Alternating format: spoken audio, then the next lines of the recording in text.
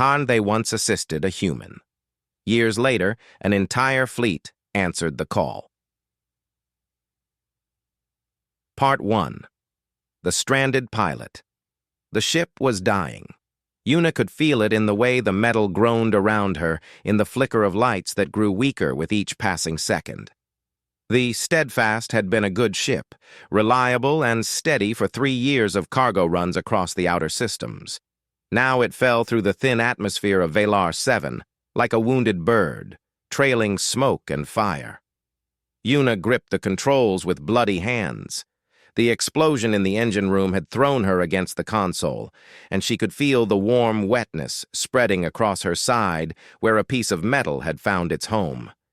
The pain was distant, pushed away by adrenaline and the desperate need to survive. "Come on," she whispered to her ship. "Just a little more. Give me a landing." Not a crater. The ground rushed up to meet her. Yuna pulled back on the controls with everything she had left.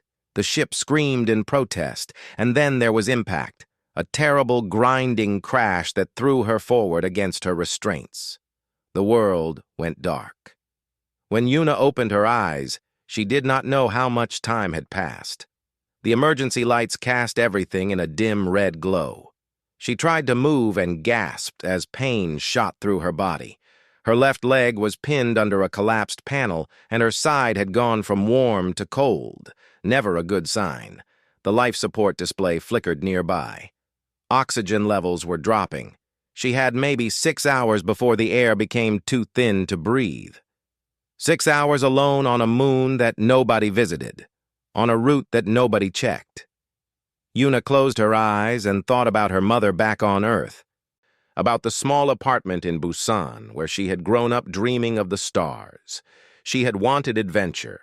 She had wanted to see the galaxy. Now she would die on a rock that did not even have a proper name, just a number. She did not hear them approach. The first sign that she was not alone was a soft clicking sound, like stones tapping together. Yuna forced her eyes open and saw shapes moving in the darkness outside her broken cockpit window. Small shapes, no bigger than human children, with 6 limbs and scales that caught the red emergency light. Kalari. She recognized them from her training files. A minor species, scientists and surveyors mostly. They kept to themselves and rarely interacted with other races. What were they doing here?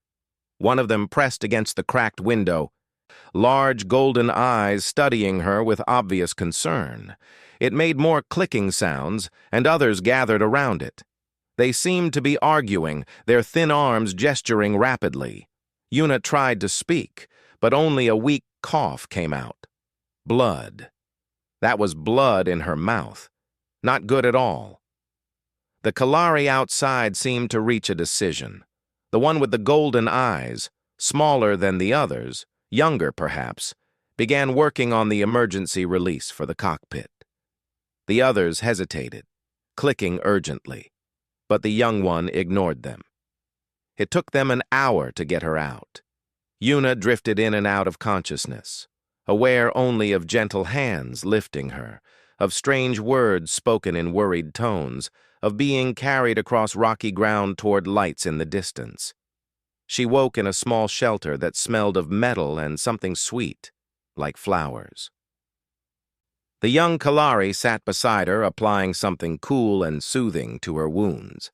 When it saw her eyes open, it made a sound that might have been surprise or relief. "You are awake," it said in broken but understandable common. "Good.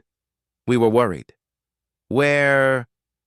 Yuna's voice was rough, barely a whisper. "Survey station. I am called Mira." The Kalari tilted its head. "I chose a human name. I study your broadcasts, your stories. They are interesting." An older Kalari appeared in the doorway, larger and more cautious. It clicked rapidly at Mira, clearly unhappy. Mira clicked back, and even without understanding the language, Yuna could hear the defiance in the young one's voice. "Thren says we should not have brought you here," Mira explained. "Helping outsiders is against our laws. The council could punish us." The young Kalari's golden eyes met Yuna's. "I told him I do not care. You were dying." Over the next 3 days, the small survey team worked to save both Yuna and her ship. They were not doctors, but they were scientists, and they learned quickly. Mira stayed by Yuna's side almost constantly, asking questions about humans, about Earth, about the stories she had heard in the broadcasts. "Why do humans help strangers?" Mira asked one night. "In your stories, your heroes always help people they do not know, even when it is dangerous. Why?" Yuna thought about it. "Because someone helped us once. Someone always helped us, somewhere along the way. We remember that." On the 3rd day, the Steadfast was repaired enough to fly. Yuna stood at the door of the shelter, still weak but alive. The whole survey team had gathered, even old Thren, who still looked uncomfortable with the whole situation. Yuna reached into her pocket and pulled out a small device, her personal communicator beacon. It was nothing special, a simple emergency signal that could reach across a few star systems at most. She pressed it into Mira's small hands. "Thank you," Yuna said. "All of you. I know what you risked for me. I do not have much to give, but take this. If you ever need help, any of you, any Kalari anywhere, activate this beacon. I will find a way to answer, I promise." Thren made a dismissive clicking sound. A human promise. What could one human do? But Mira held the beacon carefully, looking at it like it was something precious. "I believe you," the young Kalari said quietly. Yuna smiled, climbed into her battered ship, and flew away into the stars. She did not look back, but she carried the memory of those 3 days with her, the small hands that had pulled her from death, the golden eyes full of kindness, the young voice that had argued for her life when staying silent would have been easier. She would not forget. Humans never did. They once assisted a human. Years later, an entire fleet answered the call. Part 2. The Rise of Captain Yuna. 15 years is a long time, long enough for a wounded cargo pilot to become something else entirely, long enough for the galaxy to change in ways nobody expected, long enough for humanity to rise. Captain Yuna stood on the bridge of the Remembrance, watching the stars drift past the view screen. Her ship was a heavy battle cruiser, one of the finest in the United Earth Defense Fleet. 300 crew members looked to her for orders. Admirals spoke her name with respect.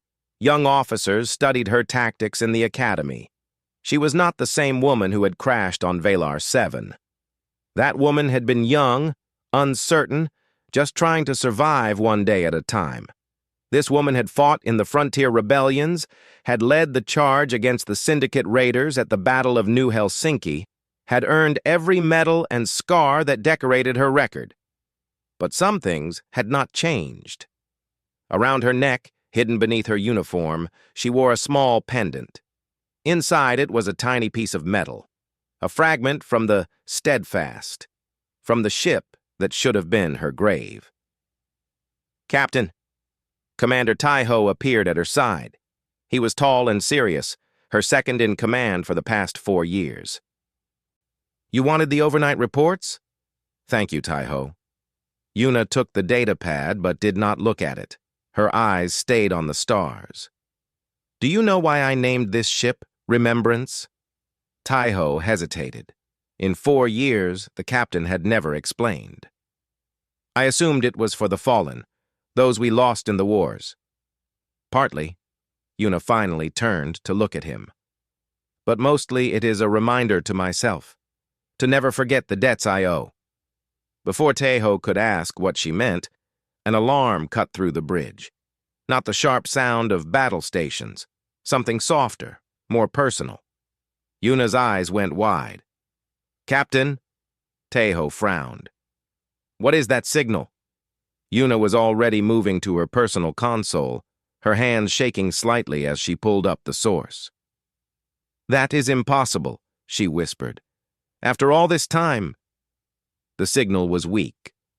barely a whisper across the vast distances of space. It came from deep within Kalari territory, from a region that humans rarely visited. It was old technology, outdated by at least a decade. But Yuna recognized it immediately. Her beacon, the one she had given to a young Kalari surveyor on a forgotten moon 15 years ago. Tai-ho. Her voice was steady now, the voice of command. Change course. I need to reach Kalari space. Captain, that is a 3-week journey. We have patrol duties. Change course. Yuna turned to face him, and something in her eyes made him step back. Please. Tai-ho had never heard her say please before. He gave the order without another question. As the ship turned toward distant stars, Yuna returned to her quarters. She sat alone in the dark, holding the pendant around her neck, remembering. She remembered Mira's golden eyes, full of curiosity and kindness. She remembered old Thren's disapproval and how he had helped anyway.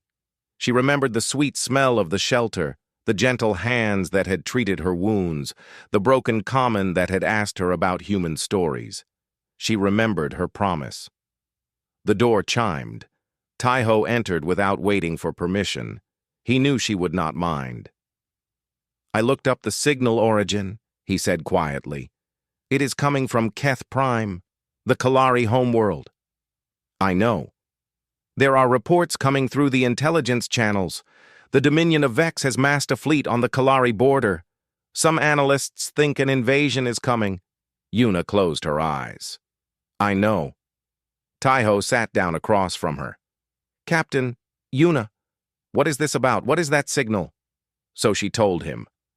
She told him everything. The crash, the rescue, the 3 days that had changed her life.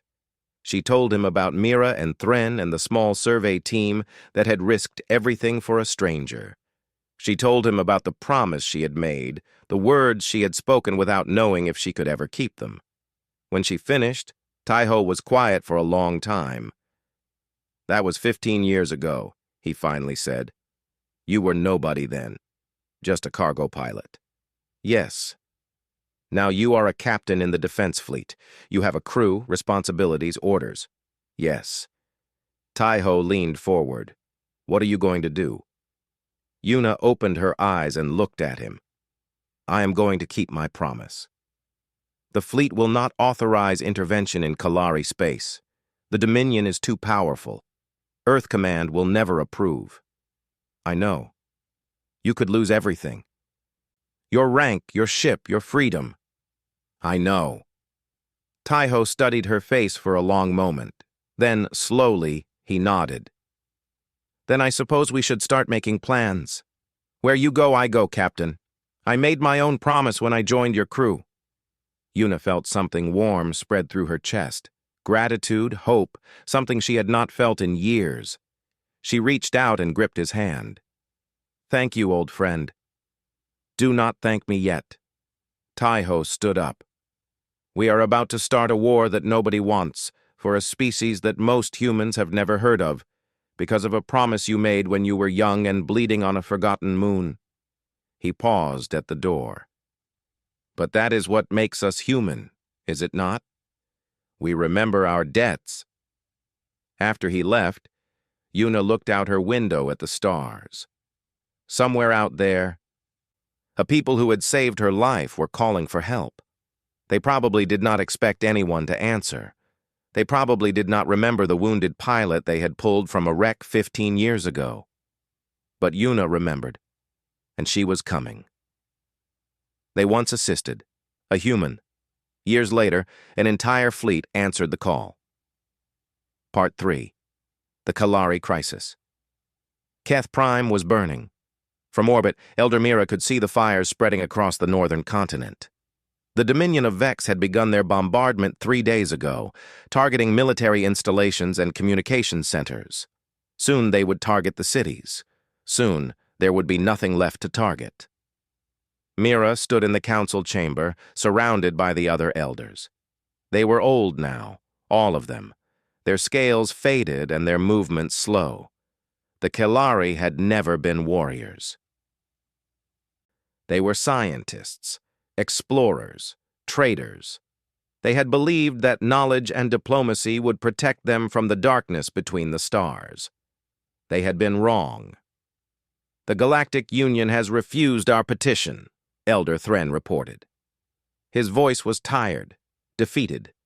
He had changed much since those days on Valar 7, grown cautious and afraid. "They say intervention would risk a wider war with the Dominion. They advise us to negotiate." Negotiate?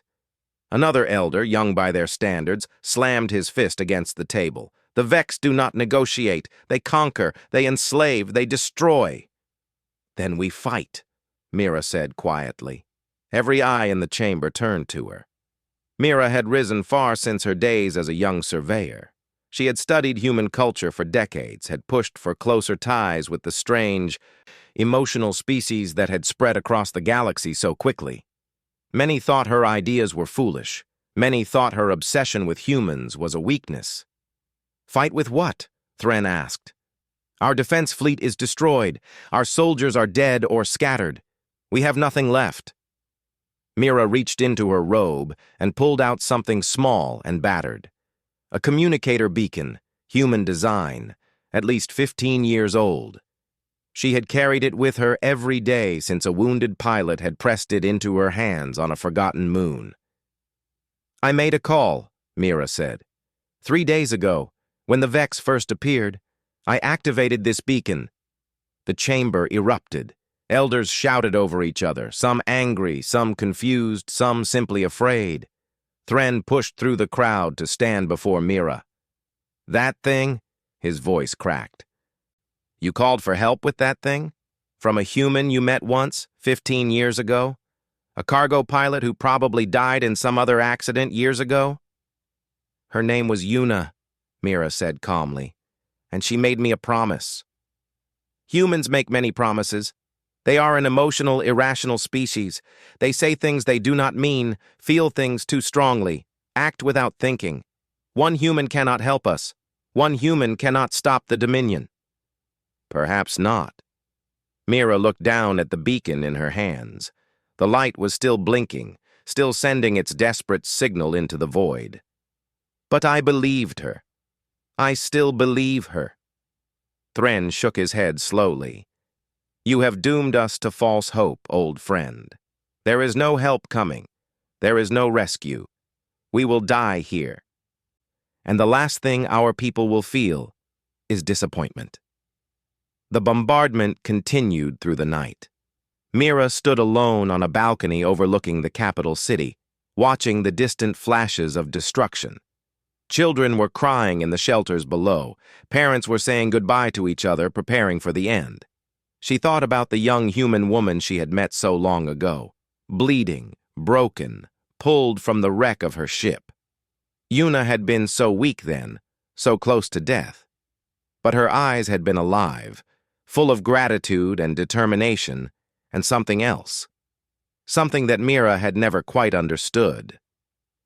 "I do not know how," Yuna had said, "and I do not know when, but if you ever need help, activate this beacon. I will find a way to answer. I promise." Mira had believed her then. She wanted to believe her now. But Thren was right. What could one human do against the entire Dominion fleet? A soft beep interrupted her thoughts. The beacon in her hand was flashing differently now, not the steady pulse of a sending signal, but the rapid blink of a received response. With trembling hands, Mira activated the small screen. The face that appeared was older, harder, marked by years of battle and command. But the eyes were the same, full of fire and determination, and that strange human quality that Mira had never been able to name. "This is Captain Yuna of the human vessel, Remembrance," the face said. "I received your signal. I remember my promise. I am coming." Mira felt tears running down her scaled face, an expression of emotion she had learned from studying humans. "You came," she whispered. "You actually came." "I am not alone." Yuna's image flickered slightly. I sent word to every captain I know, every pilot I have ever served with, every officer who owes me a favor or believes in paying their debts. I cannot promise victory. I cannot promise anything except that we will try. But we are coming, Mira. We are coming, and we will not leave until this is finished. The signal cut out. Mira stood frozen, the beacon clutched to her chest, unable to move or speak. Behind her, Thran had appeared in the doorway. "What was that?" he demanded. "Who were you talking to?" Mira turned to face him. For the first time in days, she was smiling. "Hope," she said. "I was talking to Hope. The humans are coming, Thran. They remember their debts." Thran stared at her. "One ship cannot—" "Not one ship." Mira walked past him, suddenly full of energy, suddenly young again. She said she was not alone. She said she called others. I do not know how many, but they are coming. She ran to the council chamber to spread the word. Behind her, Thran remained on the balcony, staring up at the stars. Somewhere out there, beyond the Vex blockade, beyond all reason and logic, humans were coming to repay a debt from 15 years ago. He did not understand it. He would never understand it. But for the first time in days, he allowed himself to hope. They once assisted a human. Years later, an entire fleet answered the call. Part 4. The Battle of Keth Prime. The Dominion commander was bored. Admiral Vox had conquered 17 worlds in his career. He had crushed rebellions, broken fleets, burned civilizations to ash. The Kalari were supposed to be his easiest victory yet. A weak species with no military tradition, protected by nobody, wanted by nobody. He stood on the bridge of his flagship, watching the bombardment continue. In 3 more days, the Kalari resistance would collapse completely. Then his troops would land. The survivors would be enslaved, and another world would belong to the Dominion. "Admiral," one of his officers approached nervously. "We are detecting hyperspace signatures at the edge of the system." Vox did not bother to look up. "The Galactic Union finally decided to send observers? Let them watch. They will not interfere." "Sir, these are not Union signatures. They are human." Now Vox looked up. "Human? How many ships?" The officer's face had gone pale. "We are still counting, Admiral. The signatures keep appearing. 50, 100, 200. Vox moved to the tactical display, his boredom replaced by confusion. What he saw there made no sense. Human ships were emerging from hyperspace in waves. Battle cruisers, destroyers, frigates, even civilian vessels that had been hastily armed. They flew no unified flag. They broadcast no official military codes. They simply kept coming. 300 ships confirmed, the officer reported, his voice shaking. 312. This is impossible. Vox gripped the edge of the display table. Earth did not authorize any intervention. Our spies confirmed it. The humans were ordered to stay away. "Sir, we are receiving a transmission. It is coming from the lead vessel, the Remembrance. Put it through." The face that appeared on the main screen was human. A woman, middle-aged, with hard eyes and a harder smile. She wore a captain's uniform, but Vox noticed that the official Earth insignia had been removed. "Dominion Fleet, this is Captain Yuna of the human vessel, Remembrance. You are conducting an illegal invasion of Kalari space. You will withdraw immediately, or we will remove you by force."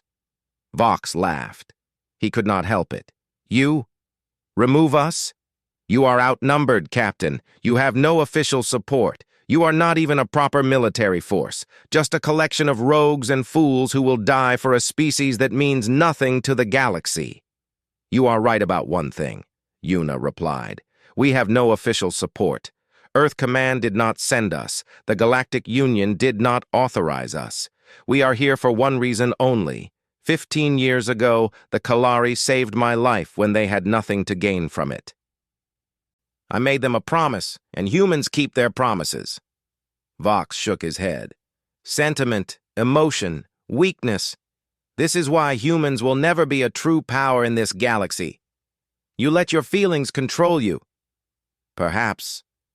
Yuna's smile grew wider, more dangerous. But consider this, Admiral. I sent out a call for help. Not an order, just a request.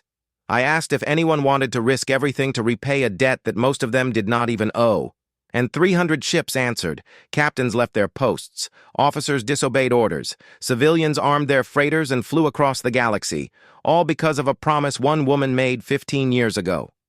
She leaned forward. What do you think that says about us? What do you think we are willing to do for the people we care about? Before Vox could respond, the human fleet opened fire. The battle was chaos from the first moment. Human tactics were nothing like what Vox had trained for.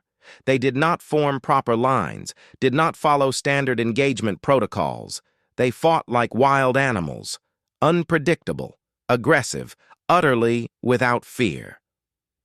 A group of human destroyers dove straight into the heart of the Dominion formation, ignoring defensive fire that should have turned them back. They broke apart a supply convoy, then scattered before Vox could respond. Civilian freighters, cargo ships with welded-on weapons, launched suicide runs against Dominion cruisers, their pilots staying at the controls until the last possible second before ejecting. And at the center of it all, the Remembrance fought like a demon. Captain Yuna seemed to be everywhere at once, her ship appearing where it was needed most. Always protecting the weak points, always buying time for the Kalari evacuation transports to escape. "This is madness," Vox shouted. "They are throwing away their lives." "Sir." His officer pointed at the display. "More signatures incoming. Different species this time." Vox watched in disbelief as new ships emerged from hyperspace. A Vorthani merchant fleet, its cargo holds full of medical supplies and ammunition. A Selenari convoy with hospital ships and refugee transports. Even a small patrol group from the Galactic Union itself, their captain reporting that they had accidentally gotten lost in the combat zone. The galaxy was watching. The galaxy was responding. "Admiral, the Remembrance has taken critical damage. Their shields are failing." Vox turned to see Yuna's ship, burning and broken, still positioned between the Dominion fleet and a group of Kalari evacuation ships, still fighting. "She is insane," Vox whispered. "She will die for them." "Sir, what are your orders?" Vox looked at the tactical display. His fleet was still larger. He could still win this battle. But the cost would be enormous. And more ships were arriving every hour, drawn by news of the humans' impossible stand. He thought about what Yuna had said.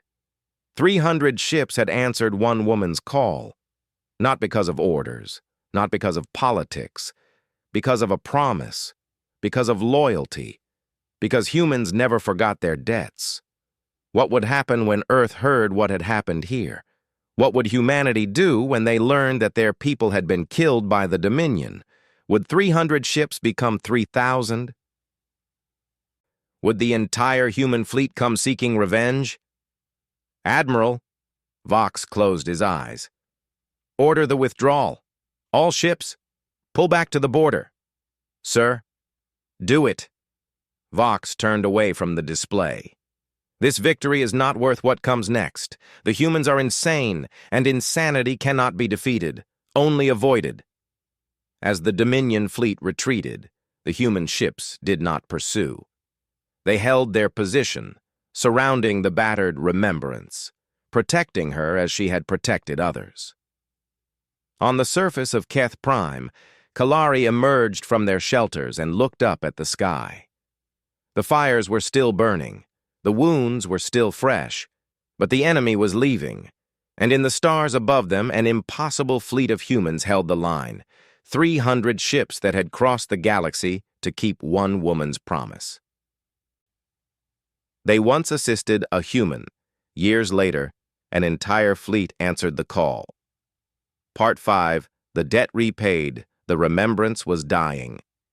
Yuna sat in her captain's chair, surrounded by smoke and sparks and the groaning of tortured metal. Half her crew was injured. A quarter of her systems were offline. The ship that had carried her through so many battles would never fly again. But through the cracked view screen, she could see Kalari transport ships reaching safety. She could see Dominion vessels retreating toward the border.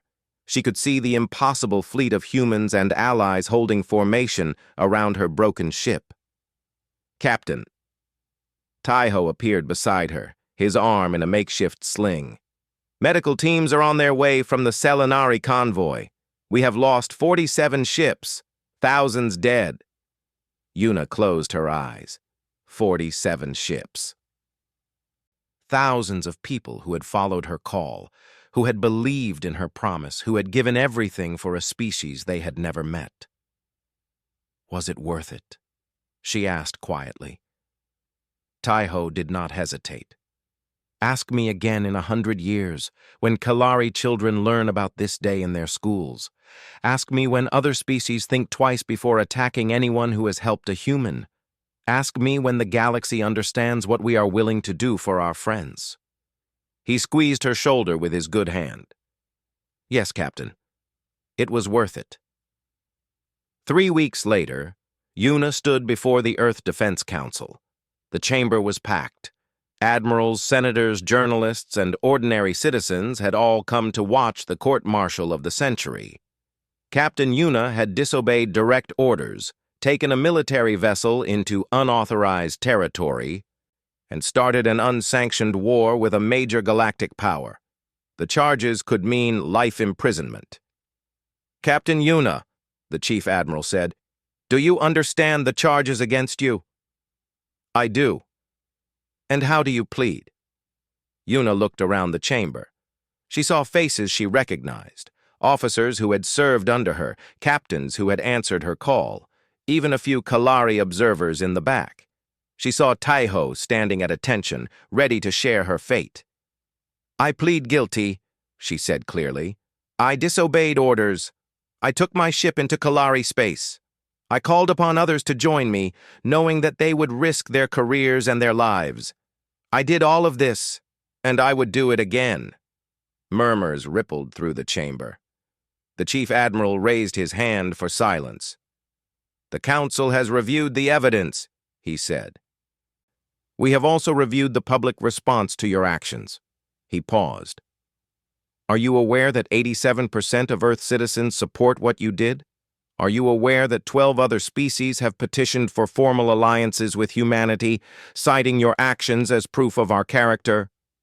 Are you aware that the Dominion has withdrawn all forces from the Kalari border and issued a formal apology for what they are calling a misunderstanding? Yuna blinked. I was not aware of all of that, no. The Chief Admiral almost smiled. The Council finds itself in a difficult position. You broke the law. You defied command. You risked war with a superior power. He looked down at his papers. You also reminded the galaxy what humanity stands for. You showed them that we do not forget those who help us. You showed them that our word means something. He stood up. The charges against Captain Yuna are dropped. Furthermore, in recognition of her service, she is promoted to the rank of Admiral, effective immediately. The chamber erupted. People cheered, shouted, embraced each other. Yuna stood frozen, unable to process what was happening. Taiho appeared beside her, grinning. Congratulations, Admiral. Before Yuna could respond, she saw movement at the back of the chamber. The Kalari observers were approaching, and at their head, moving slowly but with obvious determination, was an elderly Kalari with faded golden eyes. Mira. The crowd parted as the old Kalari approached. Yuna stepped forward to meet her, and for a long moment, they simply looked at each other. You came, Mira said. Her voice was weak, but her eyes were bright. After all those years, you came. I made a promise. Mira reached into her robe and pulled out a small object, a battered communicator beacon, scarred by time and use. I kept it. Every day for 15 years I kept it. When others told me I was foolish to believe, I held on to it and remembered the wounded human who gave it to me. She pressed it into Yuna's hands. Now I return it to you. The debt is paid. Yuna looked down at the beacon, then back up at Mira. The debt was never mine to collect. You saved my life. Everything I did was simply returning what I owed. No. Mira shook her head slowly. You did more than save our lives. You showed the galaxy what humans truly are. You taught my people that kindness is never wasted, that help given freely returns in ways we cannot imagine. She reached out and touched Yuna's face with gentle, scaled fingers. You changed everything. 1 year later, Admiral Yuna stood on the bridge of humanity's newest flagship, the UES Gratitude. It was the most advanced ship in the fleet, and she had been given command by unanimous vote of the Defense Council. A young officer approached her nervously. Admiral, may I ask you something? Of course. Why is this ship called Gratitude? It seems like an unusual name for a warship. Yuna smiled and touched the pendant around her neck, the fragment of the steadfast that she had worn for over 15 years. Hanging beside it now was a small, battered communicator beacon. Because gratitude is the memory of the heart, she said. It reminds us of those who helped us, those who believed in us, those who took risks for strangers. It reminds us that kindness matters, that one small act of mercy can echo across decades and stars. She looked out at the view screen, where distant suns waited to be explored. Humanity spread across the galaxy looking for adventure, for resources, for new homes. But the most important thing we found was something else entirely. We found that the universe rewards those who help others. We found that debts repaid become bonds of loyalty. We found that the species who remember their friends will never stand alone. She turned back to the young officer. That is why this ship is called Gratitude, because we never forget. And we always answer the call. The UES, Gratitude, moved forward into the stars, carrying with it the hopes and promises of a species that had learned the most important lesson of all. In a galaxy full of dangers, the greatest strength is not weapons or technology or numbers. It is simply this. When someone helps you, you remember. And when they need you, you come. Always.